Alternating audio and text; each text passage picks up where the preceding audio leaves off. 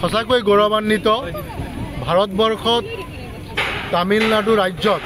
অহা 28 তাৰিখৰ পৰা 10 ডিচেম্বৰলৈকে জুনিয়ৰ FIH বিশ্বকাপ হকী প্ৰতিযোগিতা আয়োজন কৰিবলৈ গৈ আছে আৰু এয়া হকী ইণ্ডিয়াৰ এটা প্ৰচেষ্টা আছিল যে এই বিশ্বকাপ সমগ্ৰ ভাৰতবৰ্ষৰ 20খন ৰাজ্যত ঘূৰোৱা হ'ব আৰু আশীৰ্বাদ লোৱা হ'ব আৰু সেই সূত্ৰে আমি অসমেও 20খন ৰাজ্যৰ ভিতৰত স্থান পালোঁ আৰু আমি দেখিলোঁ যে বিশ্বকাপত আমি ইতিমধ্যে গুৱাহাটী বিশ্ববিদ্যালয় ভূপেন হাজৰিকাৰ সমাধিস্থল আৰু এতিয়া তৃতীয় কাৰ্যসূচী হিচাপে আমি জুবিন গাৰ্গৰ সমাধিস্থলত লৈ আহিছোঁ এইকাৰণেই যে এই বিশ্বকাপৰ সপোন আমাৰ জুবিন গাৰ্গ ডাঙৰীয়াই 2021 চনত যেতিয়া অসমত এই জুনিয়ৰ বিশ্বকাপ হোৱাৰ কথা আছিল সেই সময়ত এই বিশ্বকাপৰ থিম ছং তেখেতেই গোৱাৰ কথা আছিলে যিয়ে নহওক কোভিডৰ মহামাৰীৰ বাবে বিশ্বকাপ আমাৰ ইয়াত নহ'ল আৰু যাৰ বাবে সেই থিম ছং গোৱা নহ'ল আৰু মই ভাবোঁ যদিও নহ'ল আজি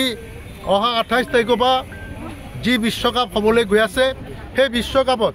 আমি শ্ৰদ্ধাৰ জুবিন গাৰ্গৰ আশীৰ্বাদ লৈ ভাৰতীয় দলে যাতে চেম্পিয়ন হ'ব পাৰে তাৰ আশা লৈ আজি আমি এই বিশ্বকাপৰ মূল ট্ৰফি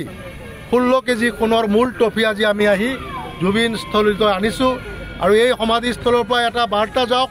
যে আমি জুবিন গাৰ্গৰ সপোন যে ভাৰতীয় দলৰ চেম্পিয়ন হোৱাৰ সপোন যাতে বাস্তৱ হয় এই আশা কামনা কৰি পুনৰ জুবিন গাৰ্গলৈ শ্ৰদ্ধাঞ্জলি জনাইছোঁ এই ট্ৰফিৰ জৰিয়তে আশীৰ্বাদো বিচাৰিছোঁ তেখেতৰ য'তেই নাথাকক যাতে এই বিশ্ব জয়ৰ আশীৰ্বাদ তেখেতে ভাৰতীয় দলক দিয়ে এই কামনা কৰি মই মোৰ ক'বলৈখিনি সামৰিছোঁ।